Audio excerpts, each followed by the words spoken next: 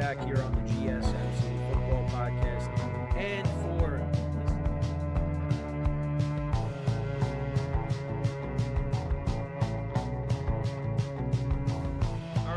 we are back here on... Keep yourself in the loop of everything football on the Golden State Media Concepts Football Podcast. The latest news on and off the field, be it college football, Big Ten, SEC, Big 12, Pac-12, ACC to the NFL. We've got you covered.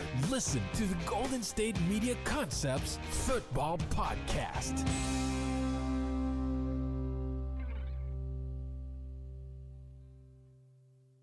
Yeah, here we go. Welcome, everybody, to another edition of the GSMC Football Podcast, brought to you by the GSMC Sports Network. As always, I'm your host, Kenneth Gruenfelder, and it's great to have everybody here on this Monday, January 15th. Happy Martin Luther King Day.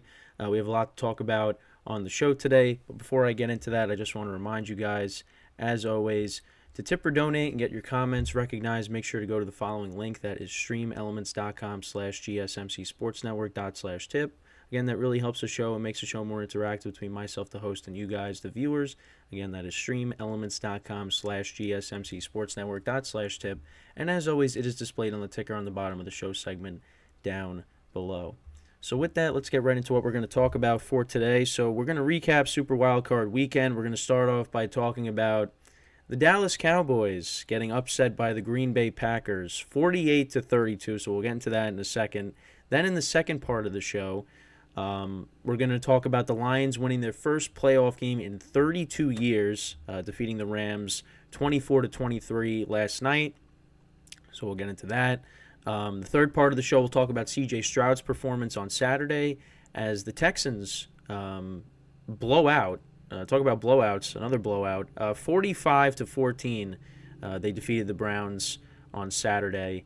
45-14. That just that I thought the game was going to be good, but it was in the beginning, but not so much later on in the game as the game continued. So we'll get into that, and then we're going to preview both games today. So things kind of changed since the last time we spoke, because the Bills-Steelers game got moved to Monday today because of the snowstorm that they got. We got two games today. So an even distribution of games from Saturday to Monday. 2 on Saturday, 2 on Sunday, 2 on Monday. Maybe the NFL says, hey, maybe we're gonna keep doing that. Don't get any ideas, NFL, please. All right, so that's the rundown for the show today. So let's get right into the first topic, which is talking about the Cowboys losing yet again to the Green Bay Packers in the playoffs. So the Cowboys coming into this were the number 2 seed. Packers were the 7. Jordan Love is now the quarterback, no longer Aaron Rodgers. New era in Green Bay.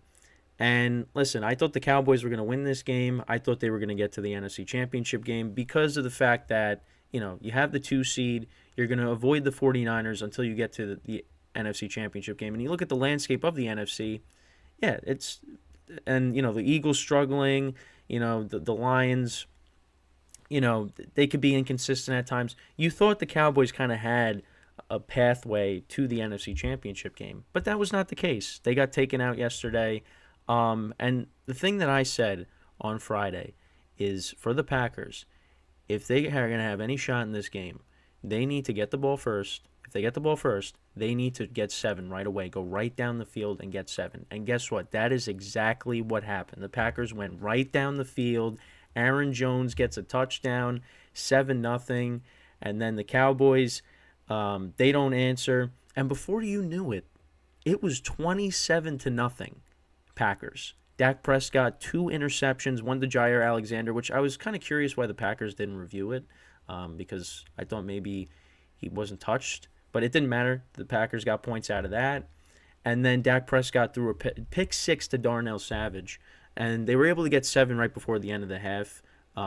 If you were watching the broadcast, you saw how upset Jimmy Johnson was on the Fox halftime show.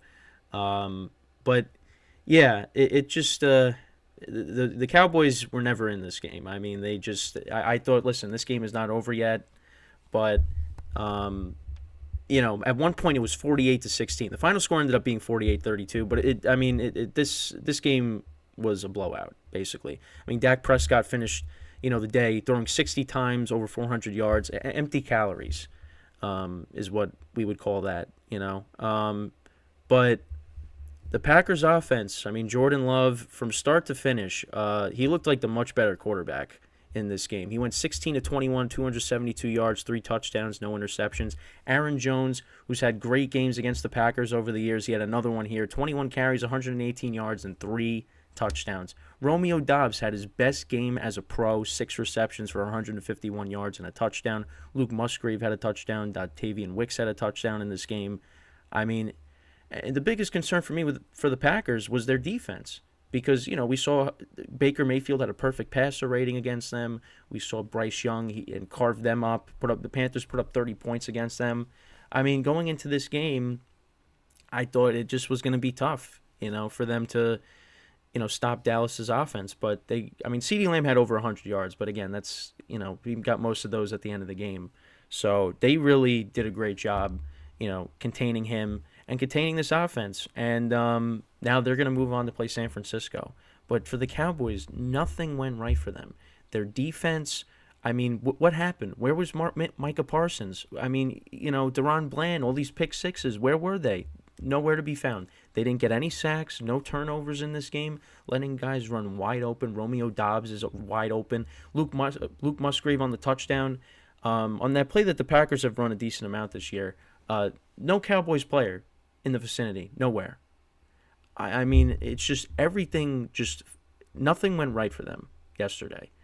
Dak Prescott, played how he typically plays in the playoffs, throws multiple interceptions. I don't know where you go from here, but it's just there's going to be changes. And I thought it was kind of funny that Dan Quinn was getting head coaching interviews. Meanwhile, his defenses have had some bad games. He was the head coach for the Falcons when they blew that huge lead against the Patriots in the Super Bowl all those years ago. And now he's interviewing to be a head coach again? I think after yesterday, I think you don't interview him. I think he should be gone. He should be gone. McCarthy should be gone. And I don't know what they're going to do. I know there's there's some rumblings out there that maybe they could go after Bill Belichick. And I think Jerry Jones and Bill Belichick do have some kind of relationship. There's some kind of relationship there. I could be wrong, but that could be interesting if they end up going that way or they end up going after Jim Harbaugh, because Mike McCarthy's just not the answer. He's not. And listen, with the Cowboys, as a team, they are who we thought they were. I still think they are a good team. But you look at all the wins at home this year. They beat the Giants, the Jets, the Commanders, the Patriots. They've beaten some of the worst teams in the NFL this year. And they also beat the Rams, which you thought was respectable. But that was before they got Kyron Williams back. So they were a different team when they faced the Cowboys. Also, the Eagles were in their free fall. You could go look back at all of their home wins, and you could say, yeah, they really didn't beat anybody. They didn't. They were 8-0. And the last time that they lost a home game, you got to go back to last year, the first week of the regular season. That was the last time that they lost at home. That was to Tom Brady and the Bucs. And it's funny. 2014, they were 8-0 on the road. They lose to the Packers in the divisional round in Lambeau. And this year, they are 8-0 at home, and they lose to the Packers in the wild card round. And Dak Prescott, yeah, he's kind of this era of Cowboy football. He's that version of Tony Romo, because they put up good stats during the regular season, they get to the postseason, and they do nothing. And that's another year of that. So you got to look at Dak. Dak had a great regular season. But ultimately, he gets to the postseason, and what happens? He turns the ball over, and the Cowboys lose.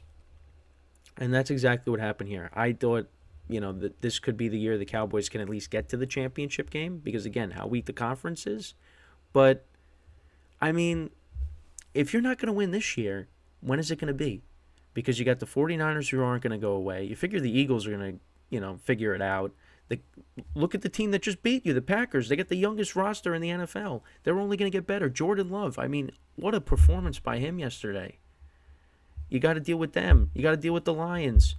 The Rams. You figure they're gonna fix their defense. They're gonna be better.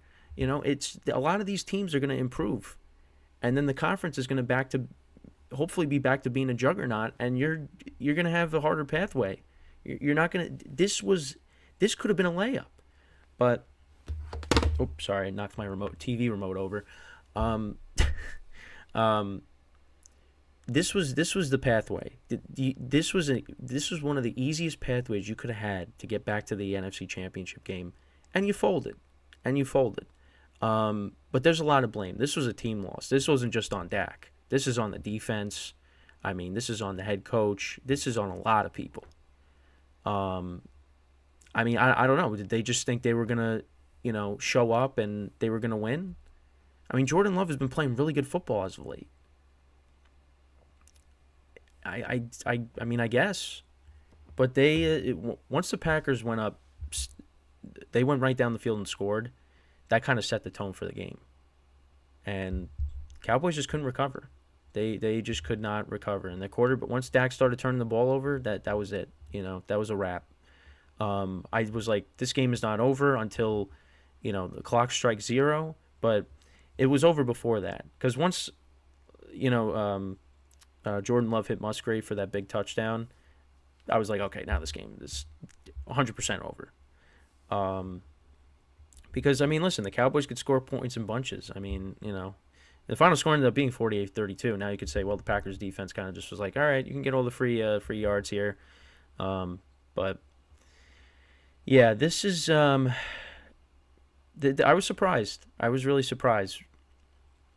New era of Packer football. I just thought, the Cowboys at home, the game could have been tight at the end and the Cowboys could have won. That's what I was thinking. Or maybe it was going to be a blowout going the other way. Cowboys blowing out the Packers. But that's because of the Packers defense. I was surprised. I mean, guys just running wide open. No sacks in this game. I mean, Jordan Love, what a season he has had. And what a playoff debut he had yesterday. I mean, standing tall in the pocket. The pressure did not get to him. That was a great performance by him. And Aaron Jones turning back the clock, man. 3 rushing touchdowns against the Cowboys. I mean, you go back to his 2019 performance when he had, I think, 4 touchdowns. His rookie season, he had a couple of touchdowns in that game too. When Rodgers hit Devontae Adams for the game winner. I mean, the Packers have never lost in Jerry World. They haven't, and that continues. So that was a great performance by the Packers. They had a great game plan going into this game. I give them a lot of credit because everybody was picking Dallas, man. Everybody was picking Dallas, and when that happens sometimes, that's not a good thing because it could go the other way. But Packers move on, and they take on the 49ers, which is a team that has given them plenty of problems over the years. So here's the thing.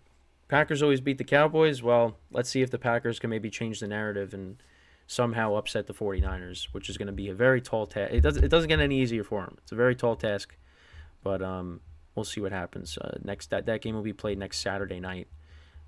This Saturday night, technically. Cowboys are going home. Obviously there's a lot of speculation on what, changes. I mean, I talked about, what changes can be made. That's something that we'll touch upon later in the week, when we talk about the coaching carousel, because Harbaugh, he's visiting some teams, and, the Raiders and the Chargers conducting interviews, the Falcons.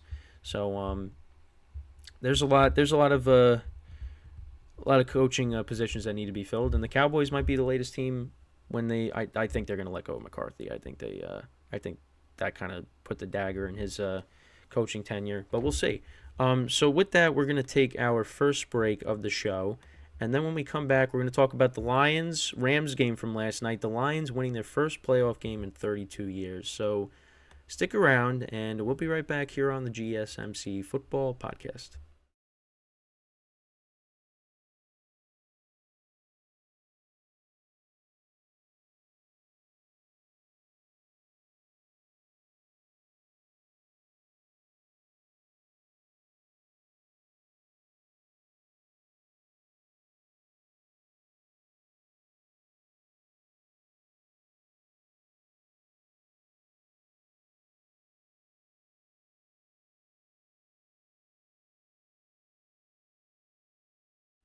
All right, and we are back here on the GSMC Football Podcast. And for the second part of the show, we are now going to talk about what happened here. And my camera decides to turn off on me.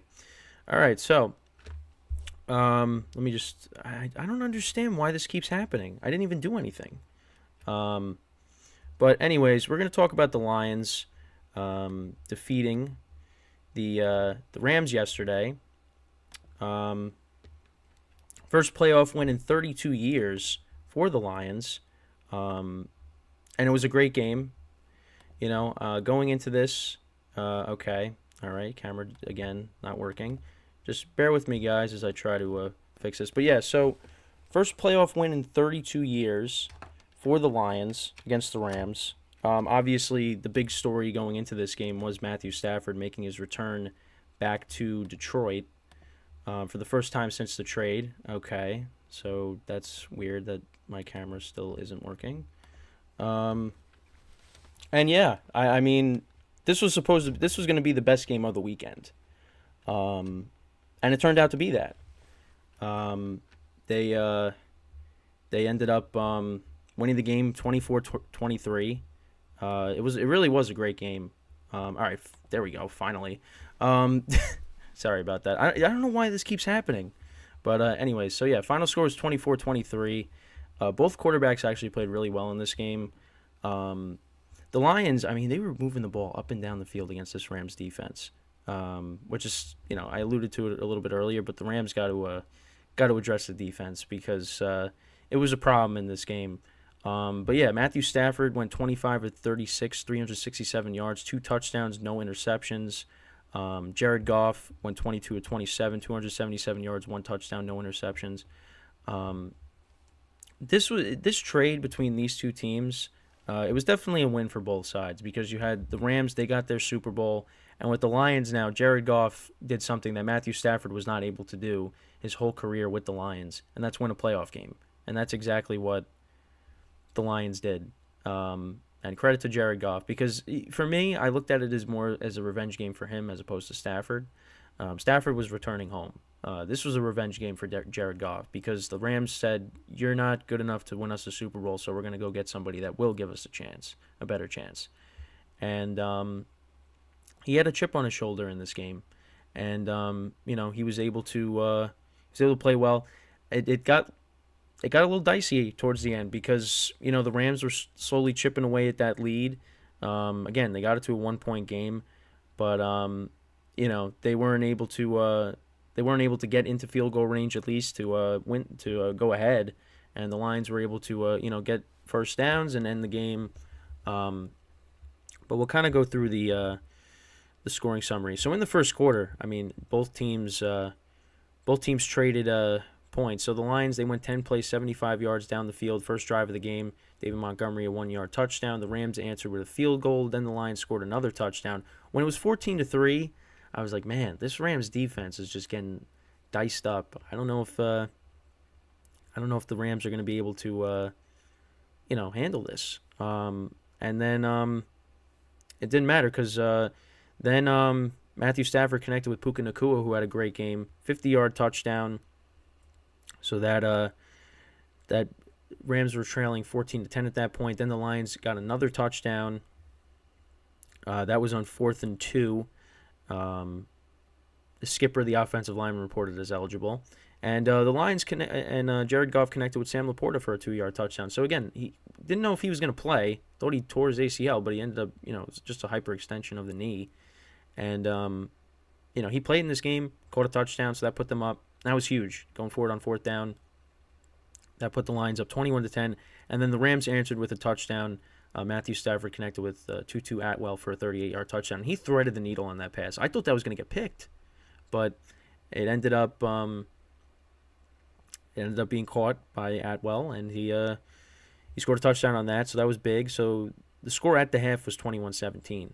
Then in the second half, the Rams got the ball. They punted. Lions kicked a field goal. Rams kicked another field goal to make it 24-20, and they kicked the field goal in the fourth quarter. So it was a 1-point game. The Rams did get the ball back. Stafford connected with Puka Nacua for a 35-yard reception. So you thought, okay, the Rams maybe are going to get into field goal range, but ended up not happening.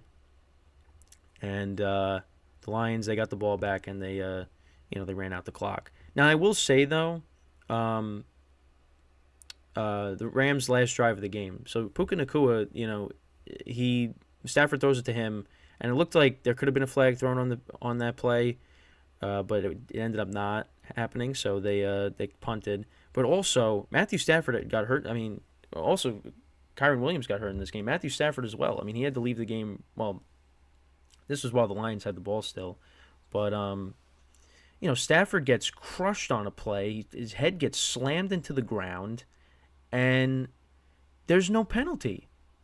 Where's the roughing the passer penalty on that?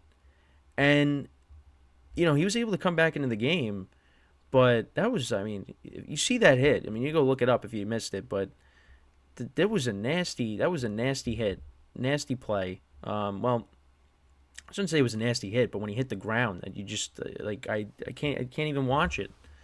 Um, and he was able to come back into the game.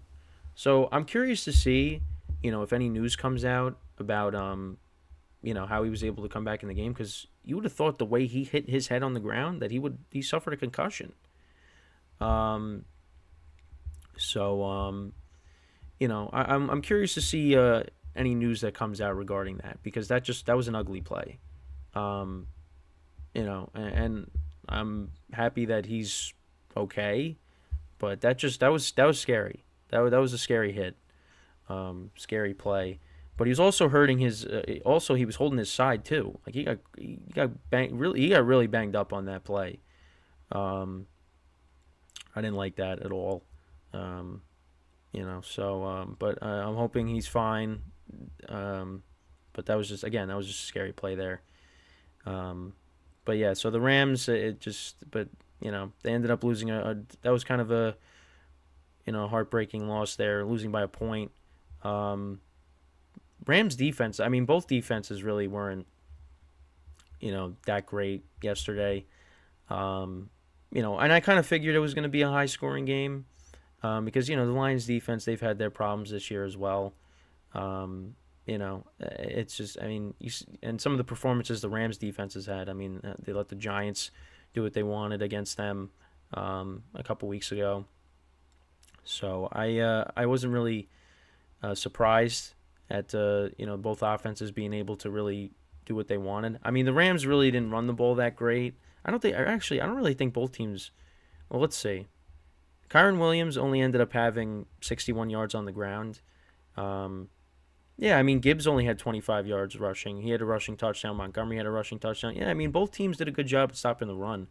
But, throwing through the air, I mean, Amon-Ra St. Brown, 7 receptions for 110 yards. Josh Reynolds had 5 for 80. On the Rams side, Puka Nakua had 9 for 181 and a touchdown. Demarcus Robinson had 3 for 44. Tutu Atwell had that big touchdown. Yeah, so both defenses against the pass were not very good. Like I said, both quarterbacks played really well. But I'm really happy for the Lions. I mean, you saw at the end of the game, fans were crying in the stands. It was quite the sight, to say the least. And they're going to be hosting another playoff game. They will be facing the winner of the Eagles or the Bucks. And listen, they beat the Bucks already this year, and the way the Eagles have been playing, even if they get past the Bucks tonight, that's going to be a really tough game for them. But I'm really happy for the Lions. What a turnaround for them. They have really built a great team over there. Obviously the defense needs more improvement, I would say, because they still give up a lot of big plays. But you know what? They got some good players on that side of the ball. Aiden Hutchinson especially. So they're going to be a good. You hope they're going to be a good team for a while. And the culture that Dan Campbell has built. And they got their quarterback, Jared Goff. He was able to win them a playoff game, like I said, something Matthew Stafford was not able to do during his time in Detroit. So you could look at that trade that they made a couple of years ago, and it's worked out for both teams. It really has. I mean, you're sending Jared Goff to Detroit, and you thought, well, this could be it for him. He might end up just being, a backup at some point. When it doesn't work out, and he put his head down, and he just listen. The first year was rough. Second year started off rough, but they finished 9-8, and this year now, they were a top 3 seed in the NFC, and now they're hosting yet another playoff game here in the playoffs. So it's unbelievable the turnaround that the Lions have had, and I hope that success continues for them and their fan base.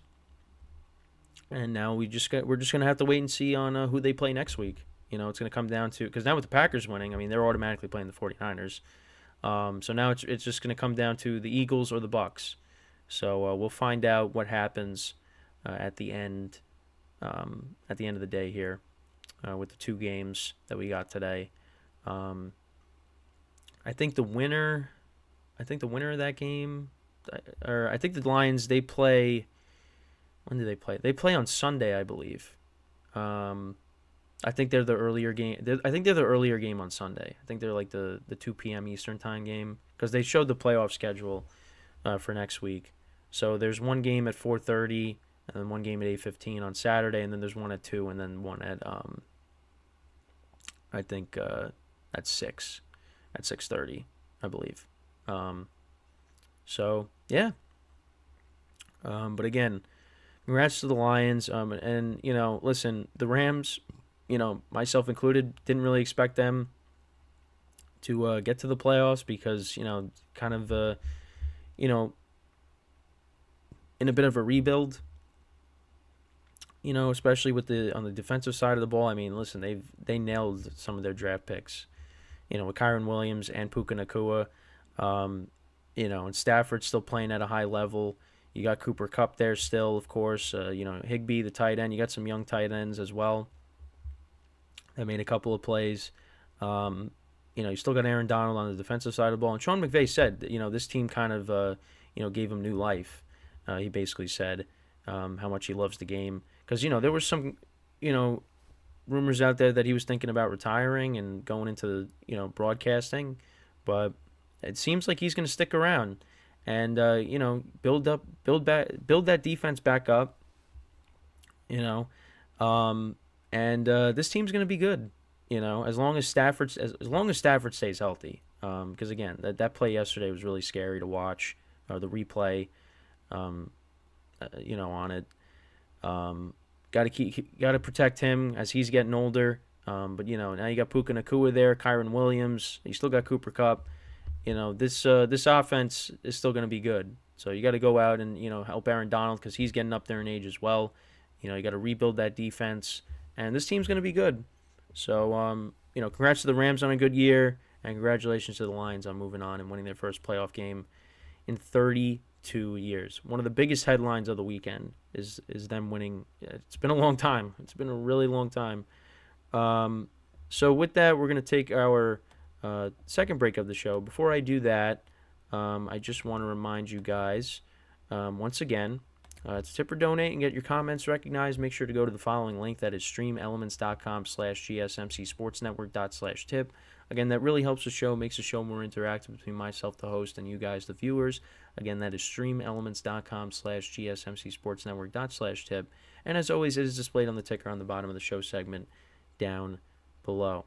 So, when we come back from our second break, we're going to talk about CJ Stroud and his first playoff game, how he performed in that, and that will be the third topic of the show for today. So, with that being said, stick around, and we'll be right back here on the GSMC Football Podcast.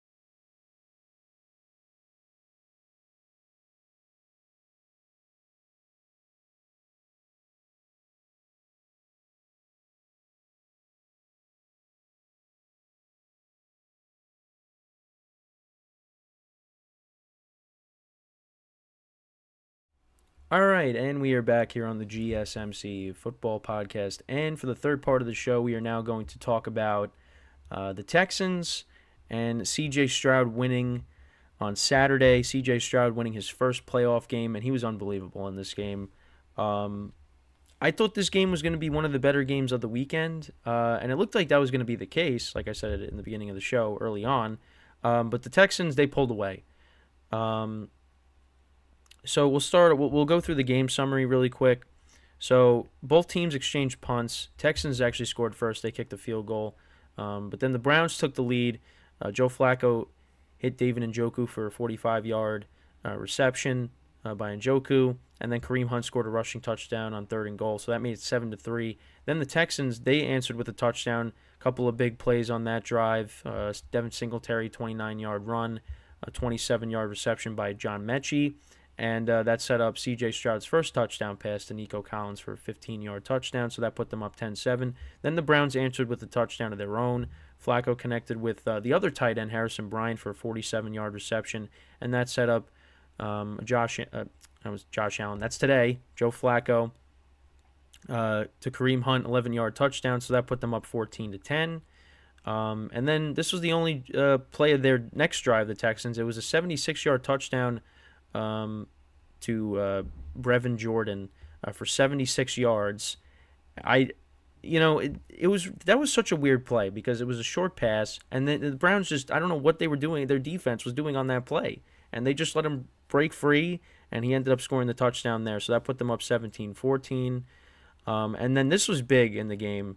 The Texans, right before the end of the first half, CJ Stroud connected with Dalton Schultz for a 37-yard touchdown. So that put them up by 10 going into the half. And it didn't look good at that point. But you figured, hey, there's still a second half of football left. Let's see what the Browns can do. Texans punted, and then Joe Flacco proceeded to throw 2 pick sixes on back-to-back drives. And that was basically it. The Browns... then the Texans scored again. Well, then the Browns turned it over on downs on their next drive.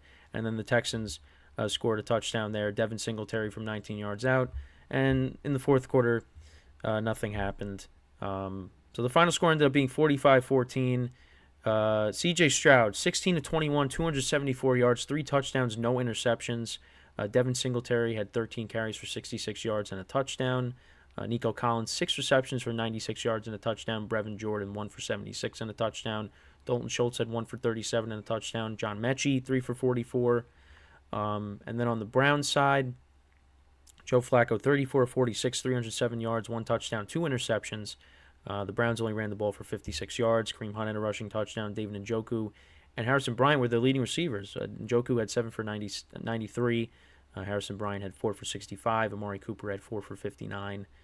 David Bell had 8 for 54. But yeah, Browns defense, I don't know what happened. Because this was the best defense in the league, and they got carved up in this game. 2 pick sixes for the Texans in this game, one by Steven Nelson and one by Christian Harris. They had 4 sacks in the game, the Texans defense had. Texans defense looked like the better defense. But again, you had, Joe Flacco and CJ Stroud, two different styles of quarterback play. Joe Flacco, obviously not very mobile, being still one of the pocket passers from the last era. And C.J. Stroud, he can move around a little bit. Not as mobile as some of the other quarterbacks, but he could be mobile when he has to. But he really didn't have to because he carved up that Browns defense. But what a performance for him. This was a game I was a little nervous about picking, because I did have the Browns as many people had the Browns. Some people were saying that they had no shot in this game. I was like, I think this is going to be a really close game. I think this could go either way. And it looked like that, and then the Texans just pulled away. And listen, the Browns, they beat the Texans earlier with Flacco, a few weeks ago, but that was without Stroud. So you knew this was going to be a different game, and it was a different game, all right. The Texans dominated this game. I mean, the Browns, I don't know what to say with their defense. The defense is the bigger surprise to me because I did say the one concern is Flacco throwing interceptions because you know that's going to happen. And it just so happens it did. And they were 2 pick sixes, and that basically ended the game. But yeah, it just the Texans from start to finish. I mean, they just they were rolling offensively. CJ Stroud making big plays. He looks like the next great quarterback, in the NFL. It's just what a performance by him. And you got guys like Nico Collins who have really emerged with Stroud at quarterback now. You got some tight ends making plays. Dalton Schultz coming over from Dallas, and of course Brevin Jordan as well. And they're doing this without Tank Dell. So when Tank Dell comes back next year, you get Noah Brown who's making plays this year, and Robert Woods. And the Texans defense, I mean, what a performance by them, because listen, the Browns coming in, Joe Flacco is playing some good football. And that was the other thing too. I mean, you would think that since the last time they played the Browns, the Texans were going to make adjustments. And, early on you didn't think that, but they were able to also the fact that the Browns were trailing, so they were going to have to throw it, and that led to the interceptions by Flacco. The pick six, the first one, Flacco was trying to throw that away, but it ended up not getting thrown away, and it got picked off, and that got returned. I think what was it 76 yards? Let's see, that was returned for 82 yards. Sorry, I don't know where I got 76. I think was the touchdown that Stroud threw to the tight end, Brevin Jordan. But yeah, it just that game unraveled very quickly in the second half for the Browns, and they just it wasn't it was too much for them to handle, and the Texans move on. And they're going to be playing. I mean, listen, we'll talk about the games, in the next segment. But I kind of have a feeling that the Texans will be playing the Ravens next week. But again, if not, they'll be playing Kansas City. Whoever they're playing, they are going to give whoever they play a tough time because CJ Stroud, because of this quarterback, because of CJ Stroud. What a year he's had. I know he missed a couple of games with injury, but you know what? He has had a pretty damn good rookie season. And give the Texans credit. They found their quarterback. They found their head coach. This is going to be a good team for a while. If Stroud, continues to play like this and they can, continue to build this team because they were, let's be honest, they were way ahead of schedule, winning a playoff game. I mean, it's similar to the Packers. And actually, if you look at Jordan Love and CJ Stroud's stats from yesterday, they are almost identical.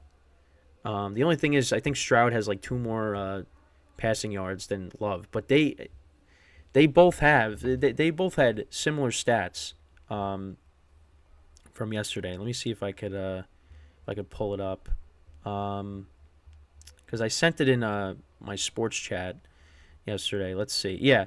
So Jordan Love, 16-21, 272 yards, 3 touchdowns, 157.2 passer rating. CJ Stroud, 16-21, 274 yards passing.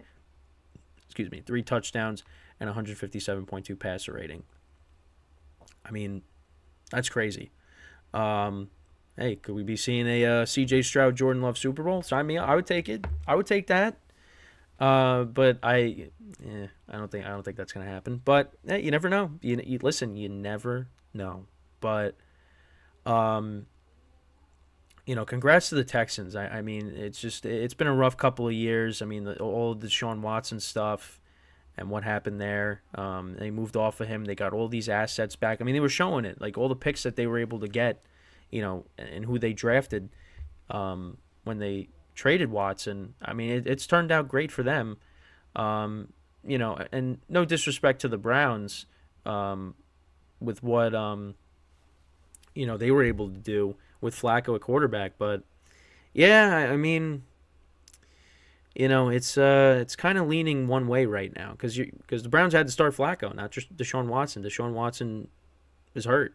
And even when he was playing, he wasn't playing very well. He wasn't playing very good. So, um, yeah, I mean, Deshaun's going to be the quarterback next year. But, if he's not able to, play like the Deshaun Watson the first couple of years with the Texans, and I mean, it's already leaning one way towards the Texans because now they got Stroud at quarterback. I mean, they're going to be a good team for a while if they continue to build this team up right. Um, but for the Browns, I mean, they had a good year. I mean, they dealt with so many injuries. I mean, again, they started 5 different starting quarterbacks. The Joe Flacco story was great. I didn't think it was going to go all the way to the Super Bowl. I thought it was going to last at least one more game. But I said my biggest concern going into the game was Flacco throwing interceptions, and that's exactly what happened. And it that led to 14 points going the other way for the Texans. And the Browns defense, I mean, oh man, they were awful.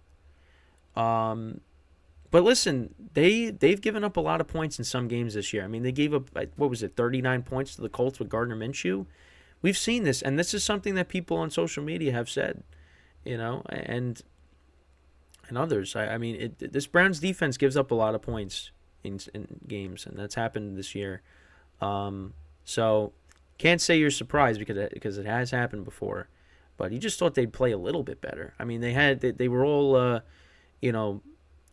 huddled up on the sideline, trying to motivate themselves and get themselves back in this game, but it just never happened. CJ Stroud just continued to carve up this defense, and the Browns really just never had a chance once the game got away. The Flacco interception, the Flacco pick six is really just kind of put the dagger in the game. But yeah, like I said though, the Texans, they are going to be a problem for either the Chiefs or the Ravens. And listen, the Ravens. I mean, the Chiefs haven't played the Texans this year. The Ravens have. They played them way back in Week 1. And this Texans team is a different team than they were the first time the Ravens played them. But you know what? You could also say the Ravens are a different team too, because that was kind of an ugly game the first week of the season. There wasn't a lot of scoring. But listen, we're just gonna have to wait and see who they end up playing. I mean, I kind of think it's going to be Bills Chiefs next week, but we're going to save that for the next segment when we get to it. Even though I kind of already went over all these games on Friday, but we'll go through them again in the next segment. But yeah, CJ Stroud is looking really good right now, and yeah, he could give the Ravens or the Chiefs problems. But listen, the fact that the Texans were able to get this far. No matter what happens next week, I mean, it's a win. It's a win in my book and many others because, again, they were another team. Nobody really expected them to be here. The Jaguars were the favorites to win the division. It looked like that was going to be who was going to win the division, and that just ended up not happening. It's the Texans. And we get to see CJ Stroud and what he's been able to do and what he was able to do in his playoff debut was unbelievable. So, it's been awesome to watch him, play well these last couple of weeks, and we'll see what he does next week in his encore performance from his first playoff game. So, yeah, that's pretty much it when talking about this. Let me know what you guys think about this game from Saturday. What were your takeaways from that? So when we come back from our final break of the show, we're going to talk about the games for today because we have 2. Originally it was going to be 1, but now we got 2, and it's fine. That's fine. I'll take it. So we'll look at both of those games, and that is what we will discuss when we come back from our final break of the show. So with that being said, once again, stick around, and we'll be right back here on the GSMC Football Podcast.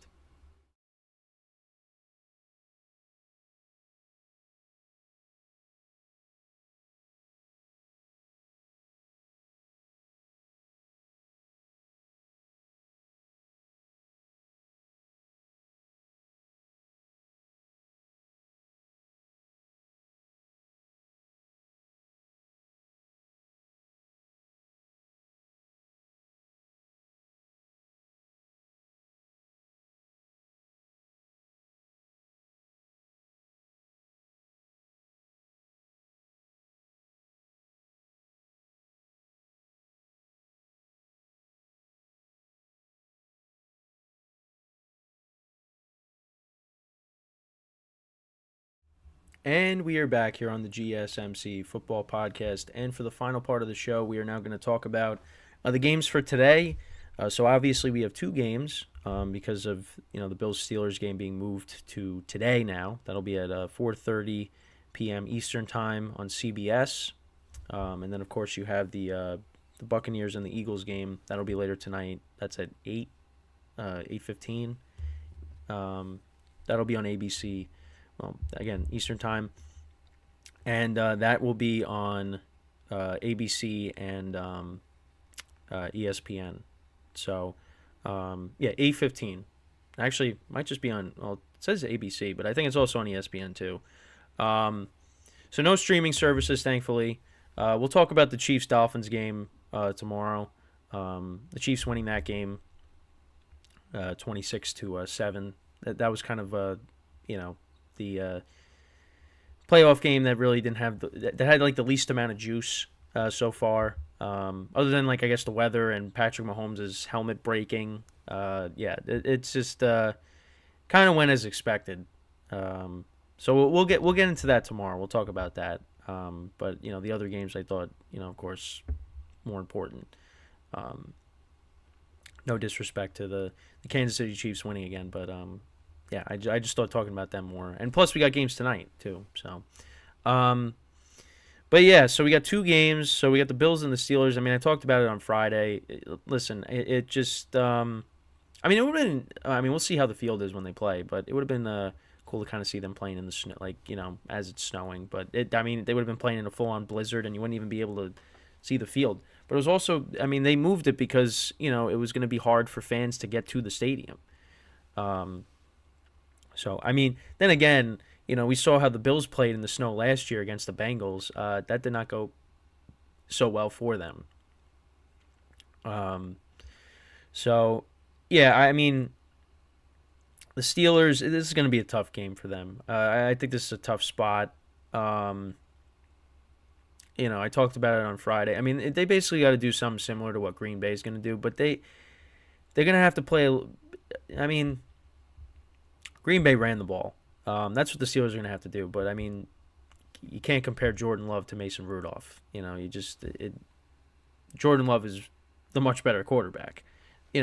And Mason Rudolph has played well in the games since he's, replaced Mitchell Trubisky. He's one of the reasons why the Steelers are in the position that they're in right now, being in the playoffs. But we saw how that Steelers offense played in the bad weather against the Ravens backups. It wasn't good. They still won the game, but other than that big play to Deontay Johnson, that offense really didn't do much. So this is going to be a tall task for Mason Rudolph in that offense. And on top of that, you're missing your best player in TJ Watt. So I don't give the Steelers a good shot in this game. Again, keep on saying this. My dad is a Steelers fan, so of course there's some rooting interest in there for the Steelers. But it's gonna be tough. It's gonna be tough. But what they're gonna have to do, Minkah Fitzpatrick's playing in this game. They're gonna have to force turnovers. That's what you're gonna have to do. And Josh Allen, he should turn the ball over in this game. Now I don't know. I think they're gonna try to ride James Cook in this game. With the weather being the way it is. And listen, James Cook has had some really good games this year. You go back to the game against Dallas.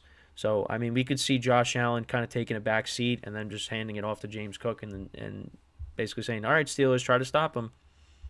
And if the Steelers can't stop James Cook, well, then the game is pretty much over. So, we'll see. This is an extra day for both teams to prepare. Again, the Bills are, they're banged up on defense themselves, so, maybe the Steelers can take advantage of that. I don't know if they're going to, but I think we're going to see a lot of, running the football in this game. Last year, I know, of course, when they played earlier in the year, the Bills just absolutely destroyed them. They won 38-3. Kenny Pickett started that game. I don't know if we're going to get that unless, Mason Rudolph turns the ball over himself, which I could definitely see that happening. He hasn't thrown a pick, but, did fumble a few times against the Ravens last week. One of them was recovered by the Ravens. So we'll see if Rudolph throws a pick in this game. But yeah, I mean, the Steelers basically got to do something similar to what the Packers did: is you get the ball first, go down the field, score 7 points. Put the pressure on the Bills to answer. Again, easier said than done. I mean, listen, the Packers were able to do it. I said that's what the Packers got to do, and look what the Packers did. They won. But again, that's in a completely different kind of atmosphere. You're in a dome. You got a better quarterback. But, Najee Harris, he's run the football well since Rudolph's taken over. Jaylen Warren has had good games for them, too. They got a nice 1-2 combination there. We'll see. I mean, you got to get the ball to your playmakers. Again, easier said than done. But I don't know. It's a bad matchup for the Steelers. They're favored. The Bills are favored. I think the line went up to 10. Yeah, so it's 10. It started. What did it start at? No, at least on CBS it was at 10 and it stayed at 10. I think in my spread pool, I think it was like 9.5. Yeah, so the Bills in my spread pool, it was at 9.5. But yeah, so it's at 10. I mean, I don't know. I think the Bills are gonna. I mean, listen. I don't know what's. We saw what happened over the weekend. I mean, anything can happen. The Cowboys Packers game will tell you that. But I think the Bills win by multiple scores here. I feel like if TJ Watt was playing in this game, I mean, he could wreck the game on his own and score a touchdown. I mean, he did it a couple years ago against the Chiefs. I feel like if he was playing in this game, he'd make a play, and that would lead to a Steelers score. But yeah, it's tough, and the Steelers are 1-10 without TJ Watt. So it's a tall task. So we'll see, but I think the Bills win, and they cover the spread. So I'm sticking with that. And then as for the Bucs and the Eagles, there's actually new news regarding that game. So there's no AJ Brown in this game. He will not be playing here. So that's a big loss for the Eagles, and especially the way this team's been spiraling out of control. That's not something you want to hear. You still got Jalen Hurts dealing with the finger injury. It's this game. I don't know what to expect. I really don't know, because you look at on the Bucs side. I mean, they were playing good football. Baker Mayfield was playing well, and then these last two games, the offense just disappeared. And they won the division, and you give them credit for that. But they only beat the Panthers 9-0. So now going into this game, I don't feel great. I think the Eagles are still going to win. But I think it's going to be a close game. And listen, I'm hoping that the Bucs win. But I still think it's going to be a tough game. It's going to be a tough game for both teams, because you got one team that's just been spiraling out of control for weeks, and you got another team that now offensively has been struggling a little bit. But they're back at home. I think Darius Slay is back for this game for the Eagles, so that helps. But yeah, I don't know what to expect. I expect it to be a close Eagles win. I don't know what to expect. I think it's going to be a close Eagles win. But if the Eagles lose this game, I mean, we talk about the Cowboys and changes that. Well, I mean, the Cowboys are going to definitely make changes. I mean, they have to. I mean, the Eagles might have to have some conversations, like maybe, defensively and offensively, but might have to have some conversations about the head coach, because for weeks now, that's what, Eagles fan base, I think, is saying too, is like Sirianni's not it. And when you got some of these head coaches out there like Harbaugh and Belichick and Vrabel, excuse me, you might say, all right, well, we're going to pull the plug on Sirianni and we're going to go get these guys. Even as a Giant fan, I mean, I if you can go out and maybe get Mike Vrabel or Harbaugh, I mean, I think I'd probably pull the plug on Dable, but we'll see what happens. We will see what happens. For the Bucs, I mean, let's see. I mean, Baker Mayfield's banged up too. I mean, he's got the, I don't know if he's still dealing with the rib injury. Probably is. Both quarterbacks are banged up. But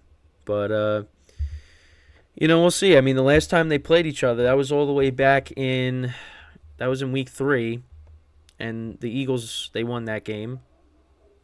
And that also was on Monday night. Now it's Monday night again. So ESPN got stuck with the Eagles-Bucks twice on Monday night. So yeah, we go back to that game. Eagles were 6-point favorites in the game. 25-11 was the final score. Hurts actually threw 2 picks in the game. Passed for 277 yards, 1 touchdown. He also had a rushing touchdown, no surprise there. DeAndre Swift had 130 yards rushing in that game, so you would think maybe they're going to try to rely on him today. A.J. Brown had 9 receptions for 131 yards. You're not going to have that, so other guys, Zacchaeus, Devontae Smith, Goddard, they're going to have to step up. Then on the Bucs side, Baker Mayfield went 15-25 for 146 yards, 1 touchdown, 1 pick. Rashad White only had 38 yards rushing. Mike Evans was, of course, their leading receiver, 5 for 60 and a touchdown. Bucs had 1 sack in the game. That was by Levante David. So, yeah, I mean, we'll see what happens. I mean, these teams are definitely different since the last time they played. Although now the Bucs are struggling offensively. So, we'll see what this game brings. We'll see what both of these games bring today, and then we'll be set for the divisional round. At least the matchups that are set. I mean, I think there's only one. Yeah, there's only one that's really set, and that's Packers 49ers Saturday night. These 2 games we're gonna figure out, because if the Steelers win, then they're gonna play the Ravens. And then the Texans are going to end up playing the Chiefs. But if the Bills win, Bills play the Chiefs next Sunday in Buffalo, which I hope that's the outcome, because I'd like to see Mahomes have to go on the road and play the Bills in Buffalo in the playoffs. That'd be a lot of fun.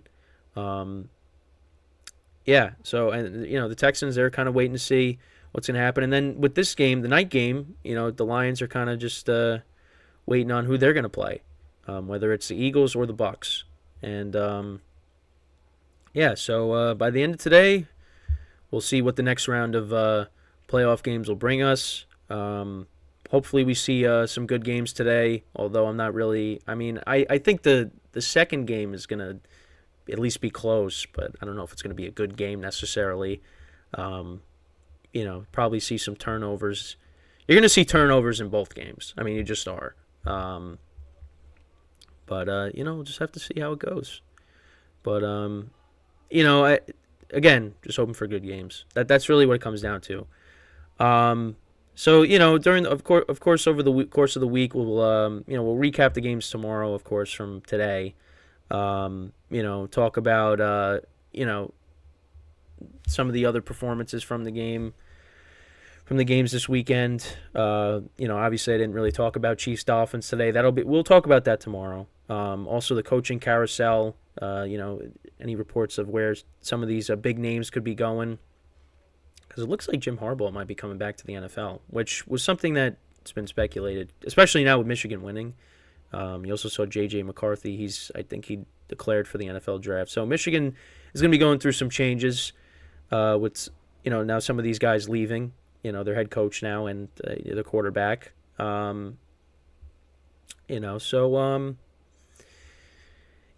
Keep an eye on that. Of course, Bill Belichick, Mike Vrabel. There are some big names out there. We'll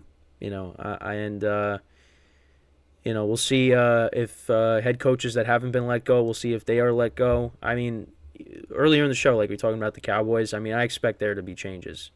And I'd honestly be surprised if Dan Quinn ends up with another head coaching job, because the way his defense played yesterday, I mean, you do not deserve to be a head coach after that.